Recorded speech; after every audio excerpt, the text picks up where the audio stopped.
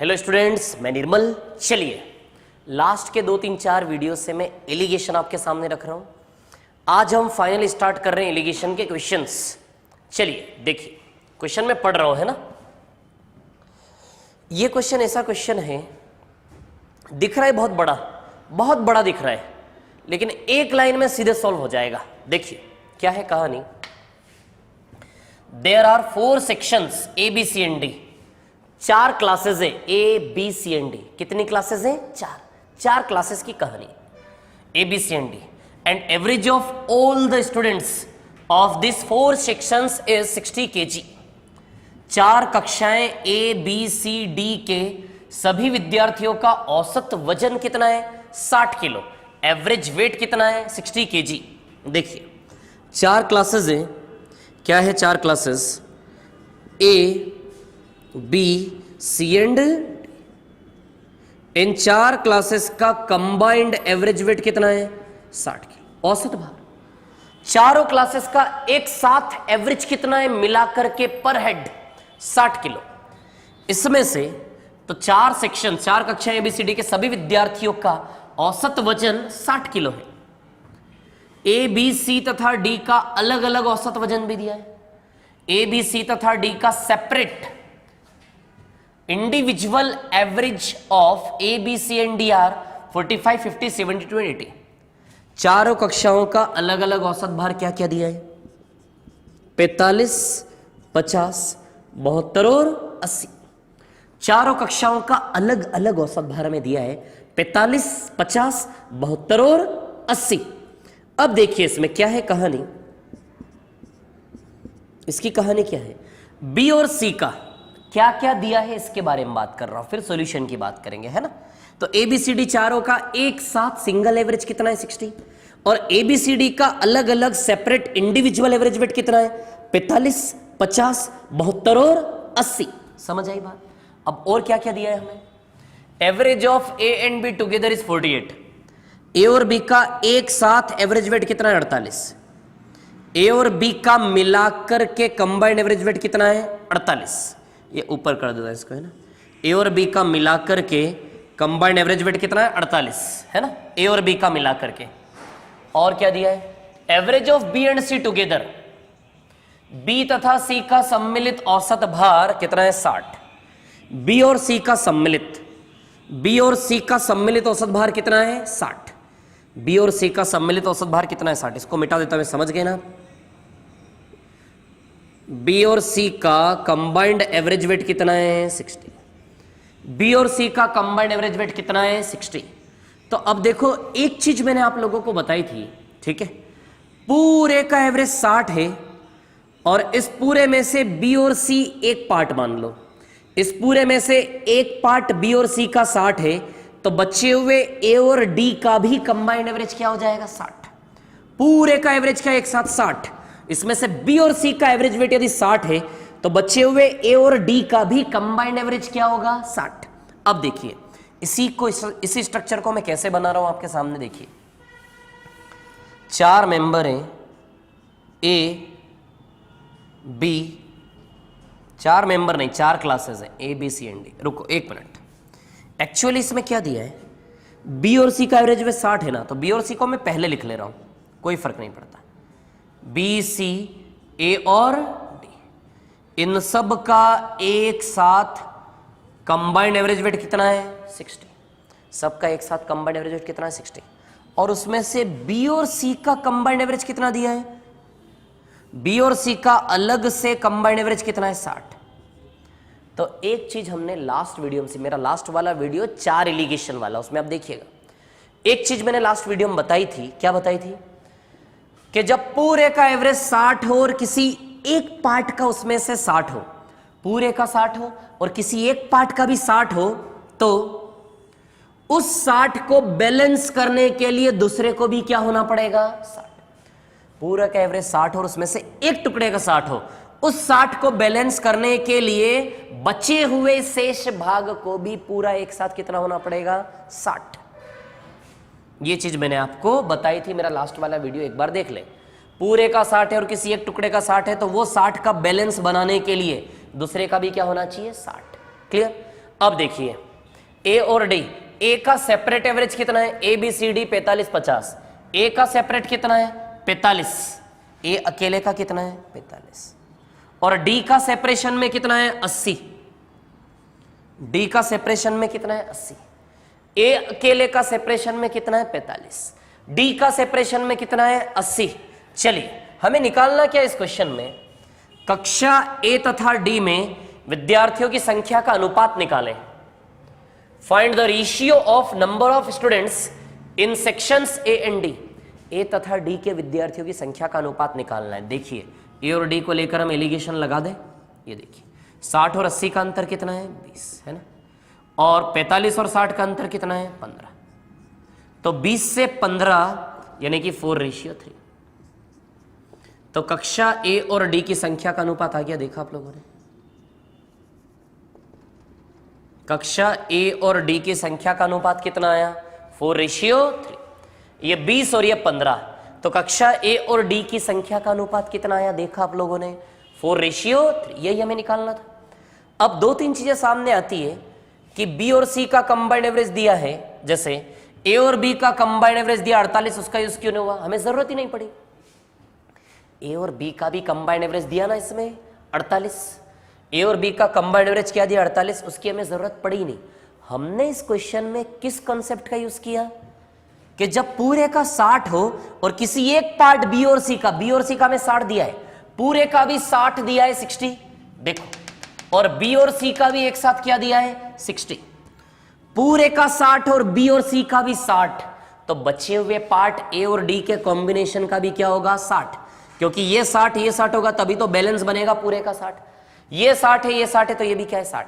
किस कॉन्सेप्ट का मैंने इस क्वेश्चन में यूज किया, मैंने इस कॉन्सेप्ट का यूज किया इस सवाल में कि जब पूरी क्लास का एवरेज 60 हो और उसमें से लड़कों का एवरेज 60 हो, पूरी क्लास का 60 और लड़कों का 60 हो, तो पूरी क्लास का 60 का मेंटेन करने के लिए लड़कों के साथ साथ लड़कियों को भी क्या होना पड़ेगा 60। पूरी क्लास में से किसी एक पर्टिकुलर पार्ट का एवरेज 60 है और पूरी क्लास का भी 60 है, तो बचे हुए पार्ट का भी क्या होगा 60, तभी तो सबका एवरेज 60 बैलेंस होगा, ये हमें फायदा मिलता है। ये कंसेप्ट मैंने पिछले वीडियो में बहुत अच्छे से आप लोग को बताया था, वो वाला वीडियो आप देखिएगा, आपको सारी चीजें पता चल जाएगी।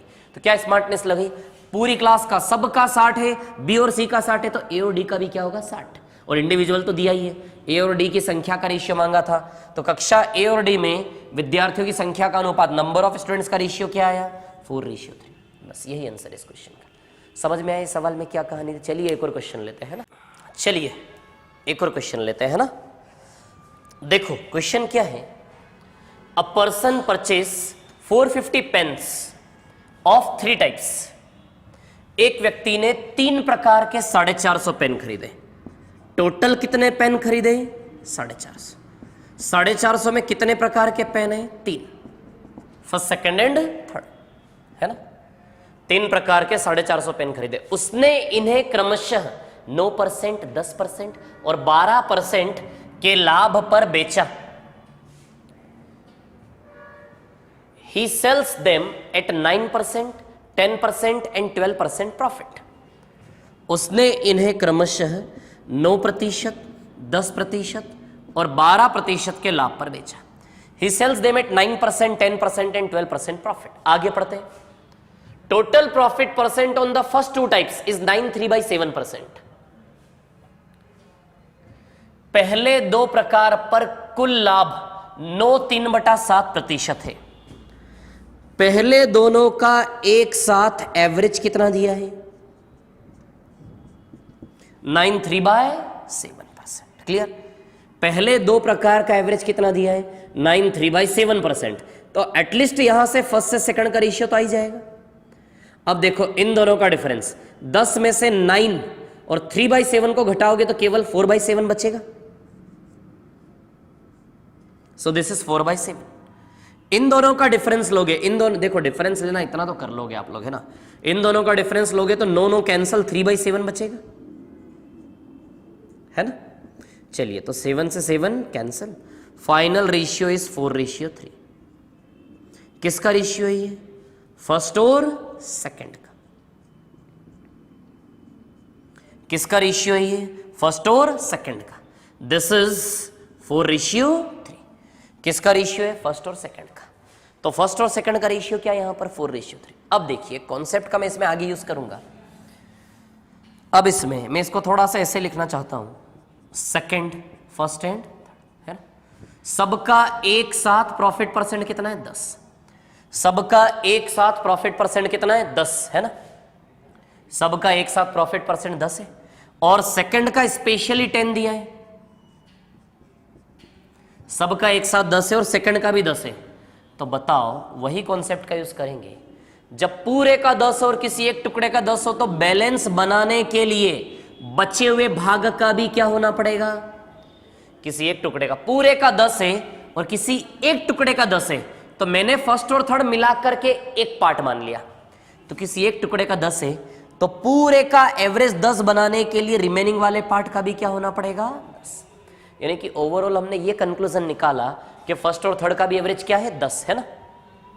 फर्स्ट और थर्ड का, फर्स्ट और थर्ड का एवरेज क्या है? 10। समझ में आई बात? सीधा कर देता हूं इसको, है ना, मैं ऐसे कर देता हूं। फर्स्ट और थर्ड का एवरेज क्या है? 10 है ना।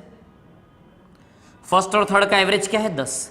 तो यहां से जब आप एलिगेशन फर्स्ट और थर्ड का लगा रहे हो, एलिगेशन फर्स्ट और थर्ड का लगा रहे हो, तो रेशियो भी फर्स्ट और थर्ड का ही आएगा।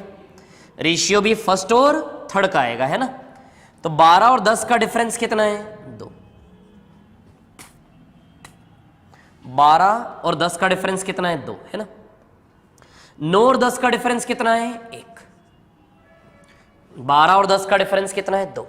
और 9 और 10 का डिफरेंस कितना है? 1। समझ आई क्या बात? चलिए 2:1। फर्स्ट और थर्ड का एलिगेशन है तो रेशियो भी फर्स्ट और थर्ड का ही है। ये एलिगेशन फर्स्ट और थर्ड का लगा रहे हो। देखो टोटल का 10 दिया है हमें, आप सवाल को पढ़ो, देखो टोटल का 10 कहां दिया है? तीनों प्रकार पर कुल लाभ, क्वेश्चन को पढ़ो आप ठीक से। तीनों प्रकार का कुल लाभ कितना है? 10%। इंग्लिश में profit percent on all the 3 types together is 10%। Profit percent on all the 3 types together is 10%। Clear? तो तीनों प्रकार का एक साथ दिया है 10, और किस्मत से सेकंड वाला भी क्या है? 10। इस कंसेप्ट का हमने यूज किया। ये 10 है और ये 10 है, तो इसको भी क्या होना पड़ेगा? 10। तो फर्स्ट और थर्ड का कंबाइंड एवरेज क्या है? 10। 2 और इधर कितना आएगा? 1। यानी कि सेकंड और थर्ड,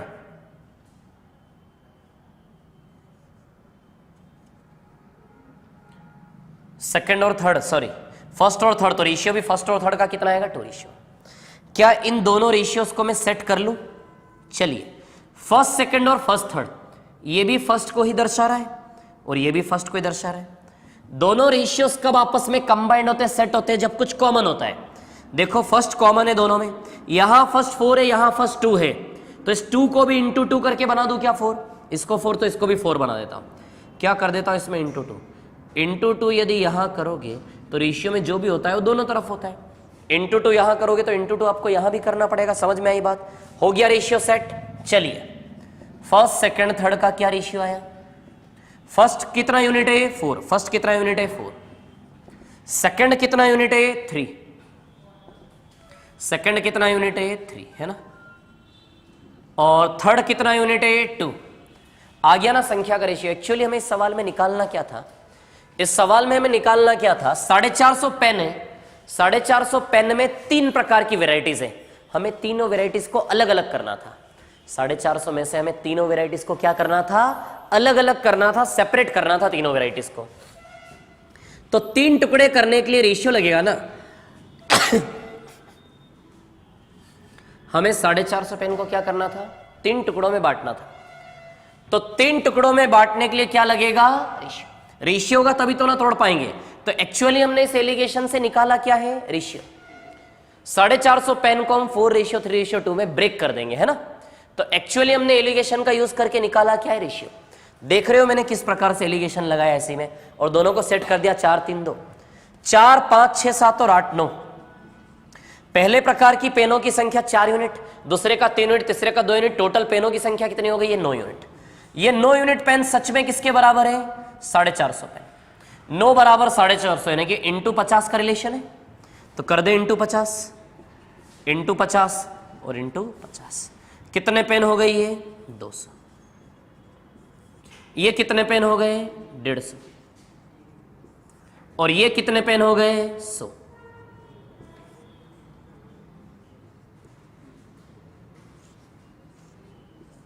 तो 200 पेन, 150 पेन और 100 पेन। तो तीनों प्रकारों की पेनों की संख्या अलग अलग क्या है 200, 150 और 100। समझ में आया किस प्रकार हमने किया। अब एक और सवाल मन में आता है कि मान लो ये 10 है, ये 10 है, मान लो सेकंड वाला 10 नहीं दिया होता तो फिर हम ये बैलेंस बना के दूसरा वाला 10 नहीं बना पाते ना, तो फिर हम कैसे करते। इसी क्वेश्चन को करने का एक और तरीका वो भी मैं आपको बता देता हूं, है ना। देखिए क्या है कहानी, एक और तरीका क्या है इस क्वेश्चन को करने का, वो भी मैं आपको यहीं पर शॉर्ट में एक्सप्लेन कर देता हूं, है ना। देखिए क्या है कहानी। चलिए देखिए एक और मेथड मैं आपको बताता हूं इस क्वेश्चन को सॉल्व करने की, है ना। टोटल कितने पेन है 450, है ना। 450 में 3 प्रकार के, फर्स्ट, सेकंड और थर्ड। पहले को 9% लाभ पर बेचा, दूसरे को 10 पे और तीसरे को 12 पे। क्लियर। 9 और 10 का टोटल कंबाइंड प्रॉफिट परसेंट कितना 93/7, है ना। 93/7। इसका डिफरेंस कितना आएगा 4/7। इसका डिफरेंस कितना आएगा 3/7। So final ratio is 4:3। तो ये किसका रेशियो आ गया हमारा फर्स्ट और सेकंड। फर्स्ट और सेकंड का रेशियो क्या आ गया 4:3। यदि फर्स्ट सेकंड के साथ थर्ड का भी आ जाए तो हमारा काम खत्म हो जाएगा। तो फर्स्ट और सेकंड का रेशियो क्या आ गया आपका यहां पर 4:3। समझ में आई बात। फर्स्ट और सेकंड के साथ यदि थर्ड का भी रेशियो आ जाए तो हमारा काम हो जाए। अभी मैंने दूसरा वाला कंसेप्ट बताया, एक और तरीका बताता हूं इसी क्वेश्चन को सॉल्व करने का। देखिए क्या करेंगे हम यहां पर, फर्स्ट और सेकंड को सिंगल यूनिट मान लो आप और थर्ड को अलग मान लो, है ना। फर्स्ट और सेकंड दोनों का मिलाकर के प्रॉफिट परसेंट कितना दिया है, और तीनों का मिलाकर के फर्स्ट सेकंड थर्ड तीनों का मिलाकर के एक साथ एवरेज परसेंट कितना दिया है 10। पढ़ो सवाल को समझ में आएगा। तीनों का मिलाकर के एक साथ एवरेज परसेंट कितना दिया है 10, और ये कितना है 93/7, और ये थर्ड कितना है हमारा 12। फर्स्ट और सेकंड को मिलाकर के मैंने सिंगल यूनिट मान लिया, और फर्स्ट एंड सेकंड का कंबाइंड एवरेज कितना है 93/7। थर्ड का अपना प्रॉफिट परसेंट कितना है 12। फर्स्ट और सेकंड के साथ थर्ड मिलेगा, तीनों का एक साथ कितना है 10। निकाल ले रेशियो, 10 और 12 का डिफरेंस कितना आएगा 2, और इन दोनों का डिफरेंस देखो आप सॉल्व कर लेना 4/7 आएगा, है ना। अब इसको सिंप्लीफाई कैसे करें, तो फाइनल इसको जब आप सिंप्लीफाई करोगे तो 14 कितना आएगा ये 14 और 4 यानी कि 7:2। क्या रेशियो आया। अच्छा ये 7 में फर्स्ट और सेकंड दोनों है ना 7 में, और 2 में कौन है थर्ड। समझ में आई बात क्या है कहानी, ठीक है। फर्स्ट और सेकंड दोनों में क्या है 7, और थर्ड में क्या है 2, यानी कि कहने का मतलब रेशियो कुछ यूं है यहाँ, फर्स्ट प्लस सेकंड और थर्ड, है ना। थर्ड कितना है 2 और फर्स्ट प्लस सेकंड कितना है 7। 7 में से फर्स्ट और सेकंड को अलग अलग कर दे क्या,